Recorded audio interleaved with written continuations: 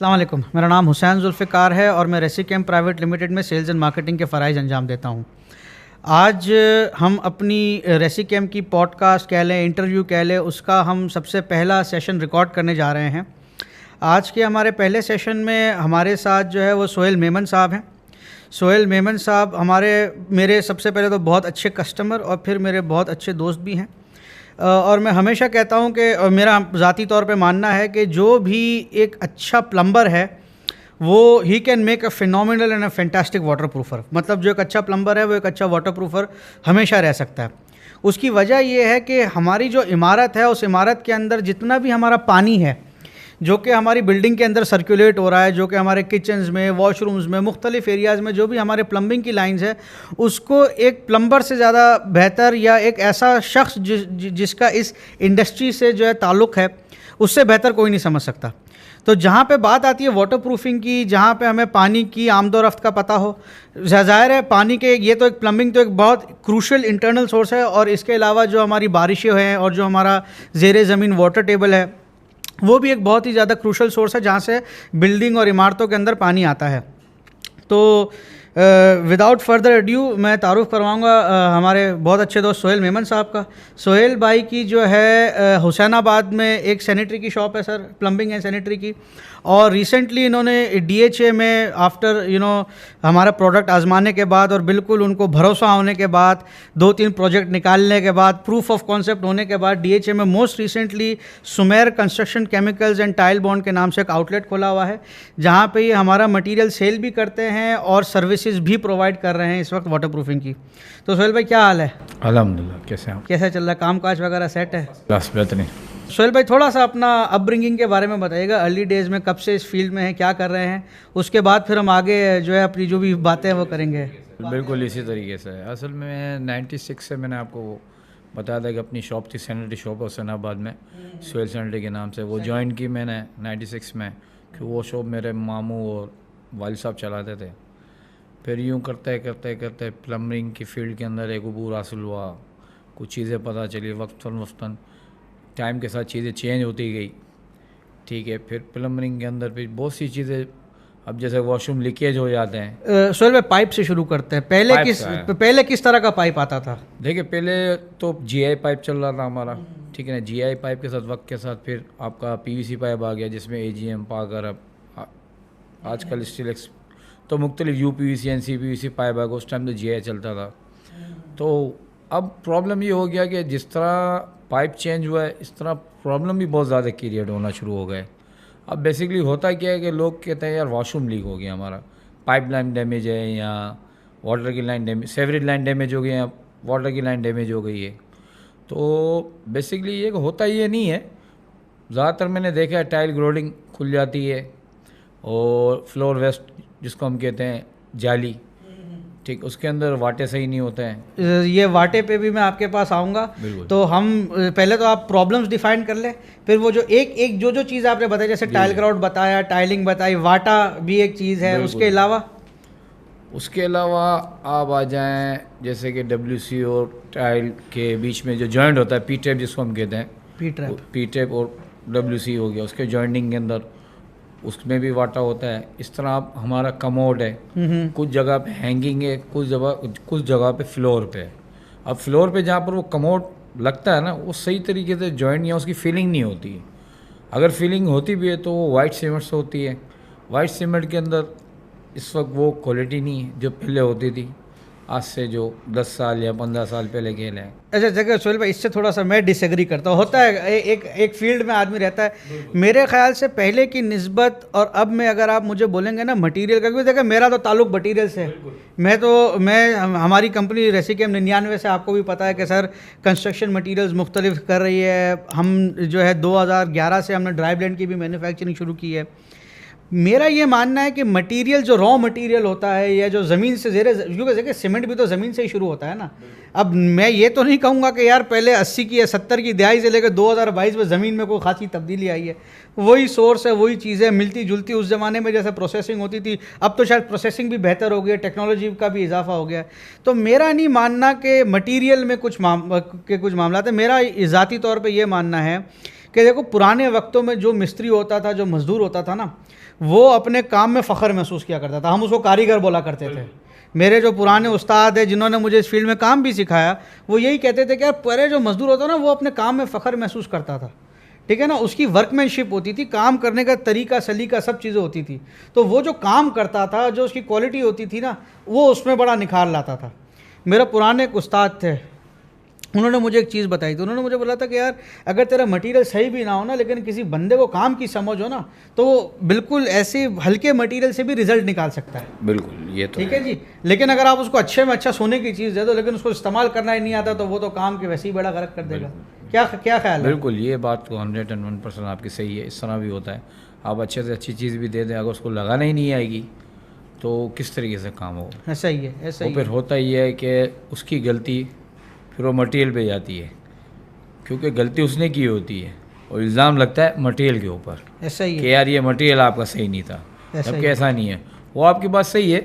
लेकिन आज के दौर के अंदर मैंने देखा है जो हमारे घरों के अंदर ना, अब जैसे कि टाइल वॉश का इस्तेमाल बढ़ गया है, ठीक है, टाइल वॉश के लिए अच्छा, मतलब लाल पानी क्लीनिंग का जो मटेरियल है, एसिड है, मुख्तलिफ तेज़ाब हो गया, तो ये चीज़ें बढ़ गई। इसकी वजह से ये हो गया कि वो टाइल ग्रोड है, उसकी जो फीलिंग्स है वो ख़त्म हो जाती है। अब मैंने देखा है, आप मुझे खुद बताएं सर, 120 रुपये में क्या मिलेगी आपको ग्रोड? ठीक है, 60-70 रुपये की वाइट सीमेंट से कहाँ रुकेगा वो? सही बात होता है कि टाइल ग्रोड जब ये खुल जाती है तो पानी आस्ते आस्ते नीचे जाता है। अगर वो सिंक है बिल्कुल, तो उसको बढ़ने में 6 महीने, 8 महीने, 10 महीने, 1 साल लगता है। उसके बाद जाके फिर वो नीचे ड्रिप टपकना शुरू कर देता है। अच्छा, जब तक वो, अब मुख्तलिफ बाथरूम की साइज़ होती हैं, 6x7 है, 7x8 है, 4x6, तो डिफरेंट एरिया में डिफरेंट साइज़ हैं। किसी के अंदर उसको हम देसी लैंग्वेज में सिंगो डक कहते हैं, किसी में डक है, किसी एरिया में डक नहीं है। तो इसी तरह वाटे, वाइट सीमेंट के जो फ्लोर वेस्ट और जाली के बीच में मैंने आपको बताया, जो वाटे का दोबारा से जो हमारी क्या होगी, क्या की फ्लोर वेस्ट और जो टाइल की सरफेस है ना, इन दोनों के बीच में खला होती है। बिल्कुल सही है। उस पर जो वाइट सीमेंट से फिलिंग कहते हैं उसको वाटा कहते हैं। इसी तरह WC के नीचे पीटेप और WC के बीच में ये जॉइंट होता है। सही है, ठीक है, इसको भी वाटा कहते हैं हमारी देसी लैंग्वेज में, प्लम्बरिंग की लैंग्वेज में। तो बात ये है कि होता ये है कि जब ये केमिकल वगैरह यूज़ होते हैं, फिर हमारा यूरिन भी एक केमिकल होता है। बिल्कुल सही है, स्टूल भी एक केमिकल है। ये जाते जाते होता क्या है कि ये जगह वो जगह छोड़ देता है।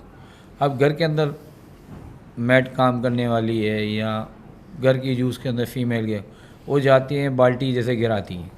जब वो बाल्टी गिरती है पानी की, तो लाजमी बात है उसमें 6 लीटर या 8 लीटर पानी है। आपकी ड्रेनेज की जो है फ्लोर वेस्ट में इतनी तो गुंजाइश नहीं है। बिल्कुल सही है, वो ईज़िली जाता है। और जब होता ये है कि वो वाटे खुल जाते हैं ना, तो पानी रास्ता बनाता है। ऐसा ही है। वो ईज़िली जाते जाते एक टाइम आता है, जो मैंने आपको टाइम पीरियड बताया, मुख्तलिफ एरिया, बाथरूम की साइज़ में, फिर जाके वो नीचे ड्रॉपिंग करता है। अब इसके वाटे का हल क्या है? इसके वाटे का हल ये है कि वाटे के अंदर आप मुख्तलिफ केमिकल, SBR हमारा हो गया, जैसे कि हमका 5850 वो यूज़ कर लें। टाइल ग्रोड हो गई हमारी, वाटर प्रूफिंग टाइल ग्रोड है। टाइल ग्राउट में भी हमारे पास एक बाथ सील के नाम से आपको एक स्पेशल बना के दिया था। अच्छा, मैं अपनी ऑडियंस को बताता चलूँ कि जब मैं इनके पास आज से 2014 में फर्स्ट टाइम मैं इनके पास इनकी शॉप पे गया था, तो उस वक्त इन्होंने हमें ये वाटे वाली साइंस समझाई थी। बिल्कुल। और ये वाटे वाली साइंस समझने के बाद जब हमने सारी चीज़ों का अंडरस्टैंडिंग हुई, तो फिर हमने ये बाथ सील का प्रोडक्ट जो है इनकी दुकान पे ईजाद हुआ था।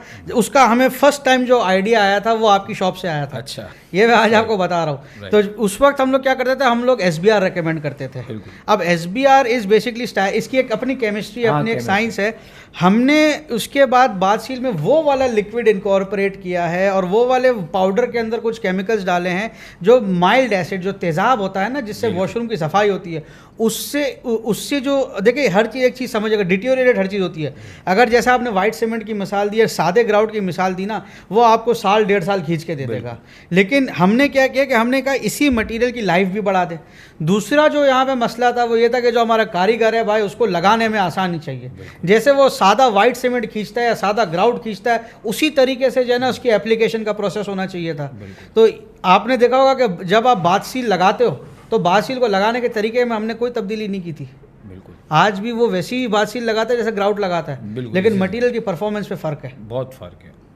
क्योंकि जस्ट वो इतना जल्दी सील्ड होता है। आप नॉर्मली देख लें जो ग्रोड लगा है वो इतना जल्दी सील्ड नहीं करता, और बाद सील 2 के आप लगाएं वो इतना जल्दी सील्ड करता है कि आप इसके बाद 24 घंटे बाद इसको फर्स्ट क्लास आप। वैसे आप 24 घंटे बाद छोड़ते हो, 24 घंटे मैं करता हमको हूं। वैसे कंपनी जो है ना 72 घंटे बोलती है to be on the safe side. इसकी वजह है, इसकी वजह ये है कराची में तो चलो जल्दी सूख जाता है क्योंकि गर्मी थोड़ी ज़्यादा होती है, थोड़ा टेम्परेचर, लेकिन नॉर्दर्न एरियाज़ में जहाँ पे ठंड बहुत होती है बिल्कुल वहाँ पे ये थोड़ा देर से सूखता है। वहाँ असल में नमी का रेशो जिसको हम कह ले ज़्यादा है। ऐसा ही ऐसा ही ऐसा ही कराची में तो आपको पता है गर्मी जब होती है तो बहुत होती है, लॉट ऑफ द गर्मी। सही तो इस है, तरीके तो यहाँ जल्दी ड्राई हो जाता है। अच्छा, फिर होता क्या है लोगों के साथ और भी मसले मैंने देखे। अब 2 वॉशरूम है तो वो कहते हैं हम कहाँ जाएं। 2 वॉशरूम में 2 वॉशरूम है तो हम उनको कहते हैं कि यार अब एक वॉशरूम यूज़ कर लें और एक को सेकेंड डे करवा लें। सही है। वो बोलते हैं नहीं यार हमें एक ही दिन में काम करवाना है, और फिर यहाँ पर ये छोटे छोटे ये मसाइल पैदा होते हैं। तो हमने एक तो बात कर ली वॉशरूम की और पी ट्रैप की। सोहेल भाई अब मुझे ये बताएं कि आपके पास ऐसी, जब से हमने काम शुरू किया है बहुत सारी ऐसी इंक्वायरी आई है कि यार बेसमेंट खुद रहा है, बिल्कुल, और ख़ास तौर पे DHA में उस जगह पे फेज़ 8 पे जहाँ पे हम चले गए जहाँ पे ये रिक्लेम्ड जगह है। तो अब हमने एक नई प्रैक्टिस शुरू की है जिस पे मुझे आपका माशाल्लाह से बड़ा सपोर्ट रहा है, और मैं बताना चाहूँगा कि इसके बाद से हमें रिज़ल्ट में बड़ी बेहतरी आ गई। और एज एन एप्लीकेटर या एज ए मटीरियल मैन्युफैक्चरर हमारे लिए जब ज़ाहिर है एप्लीकेशन आसान होगी, ग्राउंड ईजी होगा तो काम करने में और केमिकल का रिजल्ट भी अच्छा आता है। बिल्कुल ऐसा ही। तो सोहेल भाई जब आप खड्डा खोदते हो, खड्डा खोदते के साथ ही आपने 4 फुट पे खड्डा खोदा, आपको तो पानी मिल गया, बिल्कुल ऊपर तक पानी आ गया, उसके बाद क्या करना चाहिए? देखिए उसके लिए तो ये है कि पहले तो सॉल्ट आपने जो उसकी जो बेस है वो तैयार की, उसके अंदर हमारी केमिकल्स हैं मुख्तलिफ, जैसे कि रेसिकेम के हैं, आप उसको कह लें। मैं जैसे सबसे पहले तो हमने स्टोन सॉइलिंग कर दी। स्टोन सॉइलिंग के बाद लीन होती है, लेकिन जब ज़ाहिर है खड्डा खोदा तो सबसे पहला काम होगा हम पानी निकालेंगे। अच्छा, पानी के लिए हम कस्टमर को क्या रिकमेंड करते हैं? नहीं, पानी के लिए तो हम बेस्ट तो ये DHA के लिए कि उनको अपने पर्सनल 2 बोर करवा लेने चाहिए। वो बोर से ये होता है कि उससे जब भी बारिश हुई या कुछ भी हुआ, आपने 2 छोटे समर पंप लगा लिए, उससे क्या होगा कि पानी जितना भी तेज़ फिल होगा वो पंप स्टार्ट कर दिया आपने, वो पानी का आपका बेसमेंट सेफ हो गया। मैंने DHA के अंदर तकरीबन देखा बेसमेंट के अंदर बहुत डैमनेस है, वही है कि वो बारिश होती है और वो अपनी जगह पानी अपनी जगह बनाता है। तो इसका बेहतरीन हल है। मैं देखता हूँ वहाँ पर एक मतलब जो प्रोजेक्ट है उस पर 15 करोड़ 20 करोड़ लोग लगा लेते हैं, और ये 2 बोर की कॉस्ट सिर्फ 1 लाख रुपीज़ है। सही है, वो नहीं करवाते हैं। ऐसा ही है बिल्कुल। देखो बोर आप करते हो, मैं नहीं करता। कॉस्ट का आपको, और मैं वही आपको बता रहा हूँ ना, कॉस्ट बता रहा हूँ आपको। मतलब 2 बोर अगर मैंने विद मटेरियल और सब चीज़ें करवा ली तो मुझे लाख रुपए का बोर पड़ा। सर आज की तारीख है हमारी 26 अक्टूबर 2022 का, लाख रुपए का 2 बोर का रेट हो गया। ठीक है जी, इस 2 बोर से क्या फ़ायदा होगा? इस 2 बोर से समझ लो इनकी जो बंगले की स्ट्रेंथ है ना, जो लाइफ है वो बहुत बढ़ जाएगी। क्योंकि आपको पता है day by day climate change होता जा रहा है। सही बात है। इस दफ़ा कराची में क्या खतरनाक बारिश हुई है। ठीक है, अब आने वाले वक्तों में और क्लाइमेट वाले वो बता रहे हैं कि हमें कि चेंजिंग आ रही है, वेदर के अंदर डे बाय डे चेंजिंग होती जा रही है। तो लाजमी आने वाले वक्तों में और बारिश होगी। और आपको पता है DHA ऑलरेडी है ही समंदर के पास, 4 फीट में खड्डा खोदा और पानी आना शुरू हो गया। अब हमारा बेसमेंट जो हम बनाते हैं वो कम से कम 8 फीट का डीप होती है। सही बात है। उसकी जो रिटर्निंग वॉल है वो उसको सेव करने के लिए ज़रूरी है। अच्छा, जब एक और चीज़ भी मैं बता दें, जब ये पहले तो डंकी पंप से जो भी पानी है वो हम निकालते रहते हैं, और बोर करने से और इससे हमारा जब वाटर टेबल नीचे डाउन जाता है तो जो हम राफ्ट भरते हैं उसके बाद जो रिटेनिंग वॉल बढ़ते, ज़ाहिर है उसके इर्द गिर्द का एरिया अगर मॉइस्ट नहीं होगा, गीला नहीं होगा ना, तो कंक्रीट की ओवरऑल स्ट्रेंथ भी बेहतर होती है। बिल्कुल, ठीक है जी। इसके अलावा हम अगर शटरिंग थोड़ी बेहतर कर लें, ठीक है जी, और शटरिंग में हनी कोम ना हो, ये सारी चीज़ें ना, तो भी बेहतर है। मैं अक्सर मेरा कॉन्ट्रैक्टर से यही झगड़ा रहता है, मैं कहता हूँ भाई राफ्ट और रिटेनिंग वॉल जो है ना वो 1 गो में पोर कर लो। ठीक है जी। अच्छा, इसके अंदर आपको पता है जैसे सोहेल भाई तो अब एक्सपर्ट हो गए तकरीबन, वो क्रिस्टलाइन हम लोग अपना केमिकल क्रिस्टलाइड मिक्स 103 है, P200 है, वो जो है हम अपना जो है डालते रहते हैं इसके अंदर है सारी चीज़ें। तो ये सारे तो अल्हम्दुलिल्लाह सोहेल भाई जो है हमारे वो ये बेसमेंट की वाटर प्रूफिंग में भी बड़ी एक्सपर्टीज़ रखते हैं। सोहेल भाई एक और देसी टोटका है, हमने याद है एक दफ़ा डिस्कस किया था, हमने कहा था कि यार कोई काम जो है ना कुदरत पे भी छोड़ देना चाहिए, बिल्कुल। तो क्या था? नारियल के दरख्त के बदले नारियल के दरख्त, बिल्कुल। एक काम अभी रिसेंटली जो मैंने आपको बताया था, एक प्रोजेक्ट का हमने जिक्र किया था, याद है वो? अभी एक फर्श पे आपके पास नमी आ रही बिल्कुल बिल्कुल। ये इसी वक्त मैंने रिसेंटली आज से 1 हफ्ता पहले वो फाइनल किया प्रोजेक्ट मैंने। वहाँ पर यही था, गुलशन इकबाल का एरिया ब्लॉक 7 का, उसके अंदर हमारे क्लाइंट हैं, उनका मैंने काम किया। वहाँ पर ये इशू आ रहा था कि उनके जो कॉमन एरिया उसके अंदर फ़र्श के ऊपर नमी आ रही। ये मोज़ाइक का फ़र्श था? मोज़ाइक का, बिल्कुल मोज़ाइक का फ़र्श था, ठीक है। और कम से कम वो 40 साल पुराना मकान था। सही है, ठीक है। तो वहाँ पर जब हम गए, हमने विज़िट किया, चेक किया हमने, उनकी ना कोई लाइन डैमेज है, ना उनका टैंक डैमेज है, बाहर गार्डन वैसा वो जब चेक किया तो पानी का जो लेवल है ना वो अप हुआ हुआ है, वाटर टेबल हुआ है ना, वो ऊपर हुआ है। वहाँ पर हमने जाके एक बोर किया, ठीक है, हमने उस पर बोर किया और उस पर स्टार्ट किया। हमने उनको 1 हफ्ता यूज़ करें। 1 हफ्ते के बाद वो मोज़ाइक के ऊपर है ना नमी आस्ते आस्ते ख़त्म होना शुरू हो गई। सही है। उन्होंने कहा इसके ऊपर हमें कोटिंग की जाए, तो हमने डैमसिल इपॉक्सी की एक उस पर कोटिंग की। बिल्कुल ठीक है। और उसकी इतनी वेल फिनिशिंग आई, इतनी ज़बरदस्त, के वो भी बोला यार वाकई ज़बरदस्त काम हो गया। इपॉक्सी तो जब फिनिश होती है तो बिल्कुल प्लास्टिक कोटिंग की तरह बड़ा चिकनी होगा, बड़ा ज़बरदस्त काम हो गया। इससे ये होगा उनका वो प्रॉब्लम सॉल्व हो गया। ठीक है। और उसके बाद गार्डन में आपने क्या किया? आपने नारियल के दरख्त लगाए थे? हाँ, गार्डन का फिर मैंने गार्डन के अंदर मैंने उनको कहा कि भाई 4 नारियल के या 5 नारियल के दरख्त आप ये लगवा लें, जिससे वो पानी एब्जॉर्ब करता रहेगा। उसकी जड़ें हैं गार्डन के अंदर, जब वो नारियल का दरख्त जाएगा और जब नारियल बड़ा होगा तो पानी भी पीते रहेंगे। ऐसा ही इस तरीके से हम देख लेना, हम थोड़ा सा हम पाकिस्तान से हट के कंट्री में चले जाएँ, श्रीलंका, बांग्लादेश, थाईलैंड, सिंगापुर, इस सब जगह हमें नारियल क्यों ज़्यादा मिलता है? इसकी वजह ये है कि वो पानी, ज़मीन में पानी है और वो करता है। और हमारे यहाँ आप चले तो यहाँ आपको बहुत कम लगे हुए मिलेंगे। अच्छा, ज़रूरी नहीं है कि नारियल का ही दरख्त लगाएं। बिल्कुल। यहाँ पे ये है कि कोई हम तो नॉर्मली क्लाइंट को ये भी सजेस्ट करते हैं कोई अच्छा बॉटनिस्ट हो आपके पास, या कोई ऐसा बंदा हो जिसको पौधों की समझ हो, इलाके के क्लाइमेट की समझ हो, उसके हिसाब से जो बेस्ट पॉसिबल ऐसा प्लांट हो जो अपने अंदर पानी को या ग्राउंड लेवल के पानी को एब्जॉर्ब कर ले। अच्छा, एक और चीज़ भी है सोहेल भाई, इस पर मैं ऐड करूँगा कि जब हम लोग बोरिंग करते हैं ना, तो बोरिंग का हमेशा TDS चेक करा लें। अगर समटाइम्स कभी कभी ऐसा होता है कि पीने लायक पानी निकल जाता है, बिल्कुल, तो घरों में बड़ा ज़रूरी है। आजकल आपको पता है कराची में पानी का कितना मसला है, वहाँ पे आप उस पानी को नहाने में, ऐसी चीज़ों में भी इस्तेमाल कर सकते हैं। ठीक है जी। अगर हमारे पास पानी का TDS सही निकला, अगर नहीं भी निकलता तो वाटर टेबल डाउन करने के लिए हम नॉर्मली सजेस्ट करते हैं कि पानी निकाल के अगर गार्डन में या कहीं पे इस्तेमाल हो सकता है, बिल्कुल वो हम इस्तेमाल कर लें। यहाँ तो फिर हम उसको अपना DHA की लाइन वगैरह पे जो है वो ऐसा ही है ना? ऐसा ही है, बिल्कुल ऐसा ही कह रहे हैं ना, वो वहाँ पे हम उसकी लाइन में छोड़ दे पानी, तो उससे क्या होगा कि वाटर टेबल नीचे रहेगा तो हमारा बेसमेंट वगैरह सेफ हो जाएगा। ठीक है जी। अच्छा, मैं हमेशा अपने कस्टमर्स को ये बताता था, देखिए हर जो भी हम ट्रीटमेंट करते हैं, केमिकल की तो एक लाइफ है ना, बिल्कुल हर चीज़ की एक लाइफ है। ठीक है, तो केमिकल की लाइफ का क्या हो गया कि हमने कोई काम किया तो हम उसको 10 साल दे देंगे, 12 साल दे देंगे। अब वो 10-12 साल के बाद भी तो स्ट्रक्चर में लोगों ने रहना है, बिल्डिंग को ऑक्यूपाई करना है। तो अगर ऐसे, अच्छा ऐसे अगर जब ये बोरिंग वगैरह होती है ना, नीचे हमारा बेसमेंट ड्राई रहता है, ज़मीन ड्राई रहती है, तो होता ये कि जब भी मॉइस्चर अटैक करेगा तो केमिकल की लाइफ भी बढ़ जाती है। बिल्कुल, आप समझ रहे हैं? अगर मिसाल के तौर पर मैंने क्रिस्टलाइन यूज़ किया है, मैंने अपनी 2 कंपोनेंट 491 अपन ने यूज़ की है, इस तरह से और भी बहुत सारी चीज़ें वो यूज़ की है, तो फिर उस पर ज़रा बेहतरी आती है। अच्छा सोहेल भाई, अब ये बता कि बाउंड्री वॉल के लिए क्या कर रहे हैं आजकल? बाउंड्री वॉल के लिए जैसे कि हमारी राफ्ट की वो कह रहे हैं आप? नहीं, जो घर के बाहर की बाउंड्री वॉल, घर के बाहर की बाउंड्री वॉल के लिए, उसके लिए हम जैसे कि यूज़ कर रहे हैं अपना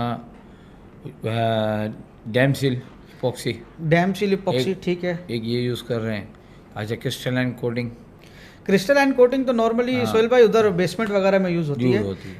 जो अगर मिसाल के तौर पे आपके पास एक क्लाइंट आता है, आपने अभी हमने थोड़े दिनों पहले भी आपने एक आंटी का किस्सा सुनाया था जिसकी दीवार पे आपको सारे मामलात हुए थे सारे, तो वहाँ क्या किया था? वहाँ पर जैसे कि हमने जो आपको मैंने बताया कार पार्किंग का एरिया था, हाँ, उसके अंदर जैसे कि हमने SBR 5850 को यूज़ किया। ठीक है, उसमें मुख्तलिफ जगह से वो पूरी प्लास्टर वगैरह जड़ गया था। ठीक है, उसको हमने 5850 रेसिकेम का उससे एक न्यू रूम बना के उसका हमने उस पर पेस्ट किया। पहले तो आपने दीवार को छीला, दीवार को छील के पूरा क्लियर किया, उसके बाद हमने उस पर 5850 का और सीमेंट का इसका आपने पूरा उसके ऊपर नीरू लगा दिया। और उसके बाद क्या किया? उसके बाद हमने इसके अंदर जैसे कि हमारी सीमेंट, सैंड और उसके अंदर हमारा P200 मिला के और SBR और सिलमेक्स सिलमेक्स। एक सीमेंट बैग के ऊपर हमने क्योंकि बहुत ज़्यादा लगा दिया आपने P200 वैसे आपने तो जो कंपनी का रिकमेंडेड था उससे भी ज़्यादा लगा दिया। हम चाह रहे हैं कि यार उनका काम अच्छा हो और वेल फिनिश हो जाए। सही है। और वही हुआ कि हमने उस काम को पूरा किया और अल्हम्दुलिल्लाह जब होने के बाद वो खुद परेशान हो गए, यार ये क्या हो गया ये तो हमें ऐसा था कि कल गिर जाएगा। हाँ हाँ हाँ हाँ। और उसकी रूफ के ऊपर हमने जाके X49 वाटर गार्ड की हमने वाटर प्रूफिंग कर दी, सही। जैसे वो उसकी लाइबल हो। अल्हम्दुलिल्लाह ये बारिश आई तो बहुत ज़बरदस्त वो अपनी जगह खड़ा है आज वो भी। आपने प्लास्टर पे पानी फेंक के चेक कराया था, फ्लड टेस्ट दिया था उसका? बिल्कुल। तो क्या हुआ था वहाँ पे? फ्लड टेस्ट जब दिया तो क्या हुआ भाई फ्लड जैसे कि पानी उसने अपने अंदर वही नहीं किया, वो वापस फेंका? वापसी बिल्कुल बिल्कुल। तो पानी जज्ब ही नहीं हुआ दीवार में। बिल्कुल, जज्ब ही नहीं हुआ। हुआ क्या कि मैं आपने सिलमिक्स डाला, SBR डाला बिल्कुल। और जो भी आपने प्लास्टर किया था वो प्लास्टर पानी जज्ब नहीं कर रहा, तो फिर पानी से डैमेज क्या होगा? डैमेज क्या होगा। ठीक है, यही सारी चीज़ें थी। तो बस यही है। और बनाए और सुनाए? बस चल रहा है, काम चल रहे हैं। अच्छा आजकल DHA में काम कर रहे हैं। अच्छा। तो आपको पता है ना, थोड़े से कस्टमर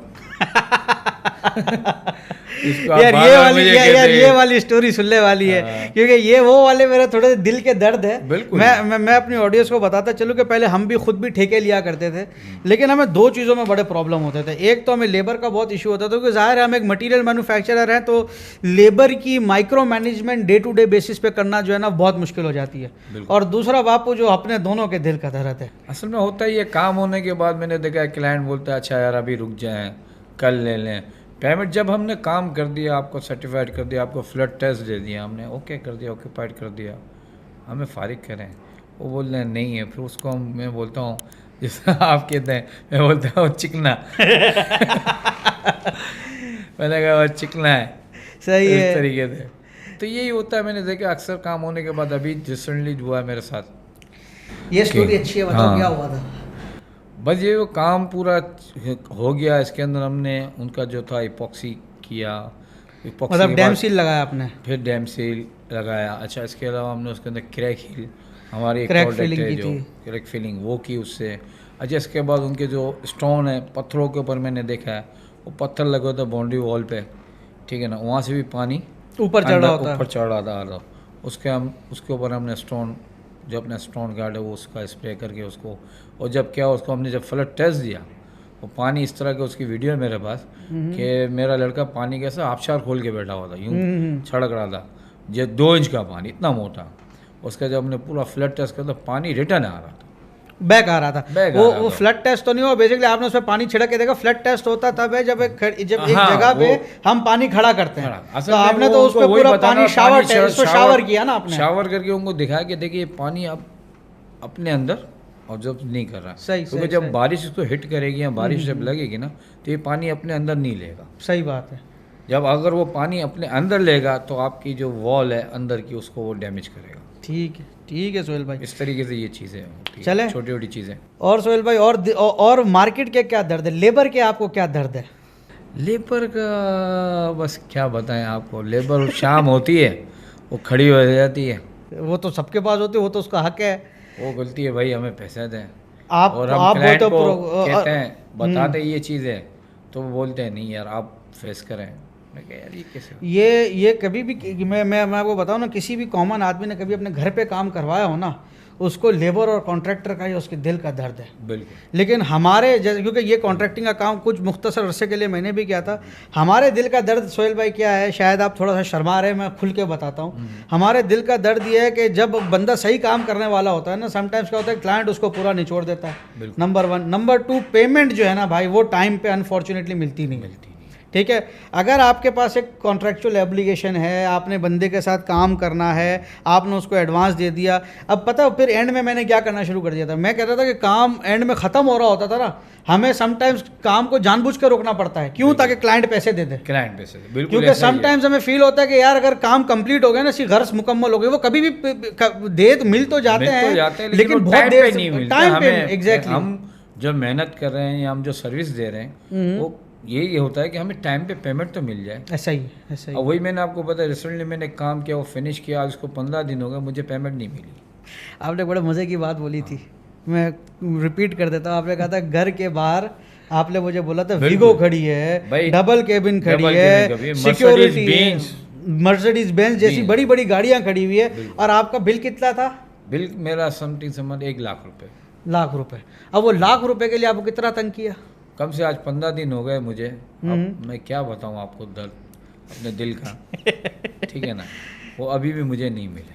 ये प्रॉब्लम है। ये प्रॉब्लम अब मुझे समटाइम्स समझ में नहीं आता कि यार इतने लोग बड़े बड़े घर बनाते हैं, सब चीज़ें करते हैं, समटाइम्स देने को इतने पैसे नहीं होते, फिर लोग बोलते रोना रोते हैं कि यार कोई हमें सर्विस नहीं देता। सर्विस। अरे भाई, जो सर्विस दे रहा है आपने उसके साथ क्या हाल किया, ये भी तो आप देख लो भाई। बिल्कुल। ठीक है आपको। अच्छा, लोग हमेशा मुझसे पूछते हैं कि भाई क्या गारंटी है, क्या वारंटी है। मैं लोगों को बोलता हूँ साहब छत है ना आपकी, मैं बोलता हूँ साहब कोटिंग कर ली, हर चीज़ कर ली, आप मेरे साथ आओ, स्विमिंग पूल की तरह हम लोग 2 इंच 4 इंच 72 घंटे पानी खड़ा करके चेक करते हैं। फ्लड टेस्ट की बात हो रही है यहाँ पे, ठीक है भाई। अब आपने खड़ा हुआ पानी सर अपने घर पे देख लिया, आपने देख लिया कि 72 घंटे छत पे पानी खड़ा हुआ है, उसके बाद भी लोगों को एतबार नहीं होता। लोग बोलते हैं पता नहीं क्यों एंड में काम हो गया ना, उसके बाद पता नहीं क्यों पैसे देने में हिचकिचाहट होती है। अब यही बहुत सारी वजूहत में ये भी एक वजह होती है कि भाई लोगों को अच्छे वेंडर नहीं मिलते। क्यों? क्योंकि पेमेंट टाइम पे नहीं होती। टाइम पे नहीं मिलती। अब ये तो पूरा सर्कल होता है ना सर, आप कभी पे कोई भी काम करवाओगे, सारी चीज़ें करोगे।